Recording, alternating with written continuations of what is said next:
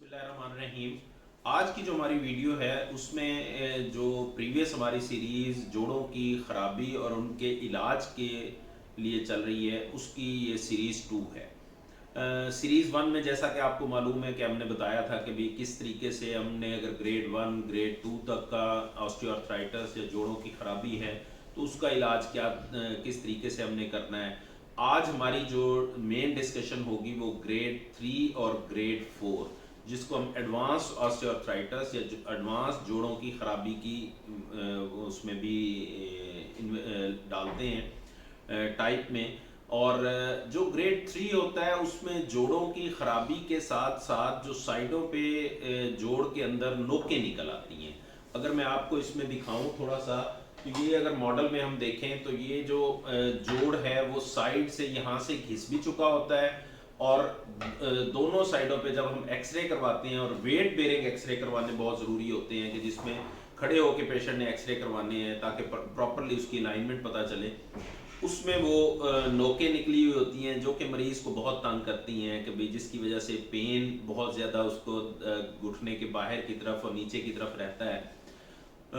उसमें जब वो ग्रेड 3 ऑस्टियोआर्थराइटिस में जो बेस्ट पॉसिबल ट्रीटमेंट ऑप्शंस हैं उसमें अगर तो पेशेंट की टॉलरेंस और पेन टॉलरेंस अच्छी है तो वो उसको इंजेक्शंस के ज़रिए या आर्थोस्कोपिक शेविंग करके ऑस्टियोफाइट्स की शेविंग करते हैं और जो डीजनरेटिव मनिस्कस होती हैं जो कुशन्स होते हैं वो डीजनरेट हो चुके होते हैं एज के साथ साथ उसकी ख़राबी को हम दूर करते हैं और उसमें इंजेक्शन जो स्टेम सेल ट्रीटमेंट लगाते हैं। तो कुछ पेशेंट्स जो होते हैं तकरीबन 30 to 40% पेशेंट्स जो हैं वो उससे इम्प्रूव हो जाते हैं और उनको जो समझ लें कि अगर नाइट पेन्स हो रही होती हैं और पेन की वजह से उनकी बिल्कुल एक लाइफस्टाइल बिल्कुल एक कमरसम हो जाता है तो उसकी बेहतरी हो जाती है 30 to 40% ऑफ पेशेंट्स में।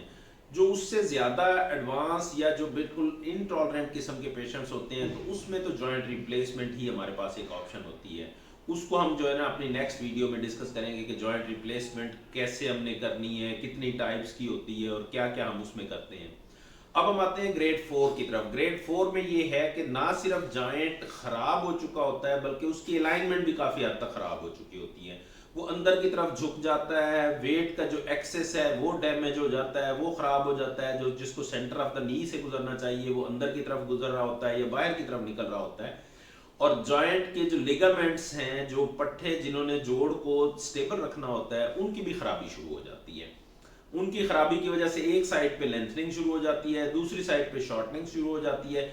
ऐसे पेशेंट्स जो होते हैं वो कैंडिडेट होते हैं कि उनको एज अर्ली एज पॉसिबल हम नी रिप्लेसमेंट की तरफ और जॉइंट की रिप्लेसमेंट की तरफ लेकर जाएं। उसके जो प्रॉस एंड कॉन्स हैं, जो जितने उसमें बेहतरी के ऑप्शंस हैं, जो उसमें कॉम्प्लिकेशंस के ऑप्शन है वो फिर हम डिटेल में बाद में डिस्कस करेंगे नेक्स्ट वीडियो में इंशाल्लाह। तो ग्रेड 4 में और ग्रेड 3 में जो हमारे पास ऑप्शन जो बेस्ट पॉसिबल ऑप्शन है वो जोड़ की तब्दीली है।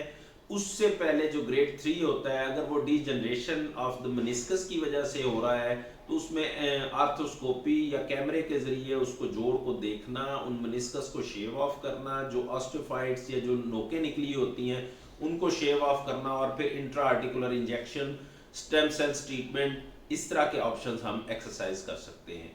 तो नेक्स्ट वीडियो में इंशाल्लाह हम जो है ना फर्दर इसके बारे में डिस्कस करेंगे कि जॉइंट रिप्लेसमेंट्स किस तरीके से की जाती है और उसके क्या क्या ऑप्शन होते हैं। बहुत शुक्रिया।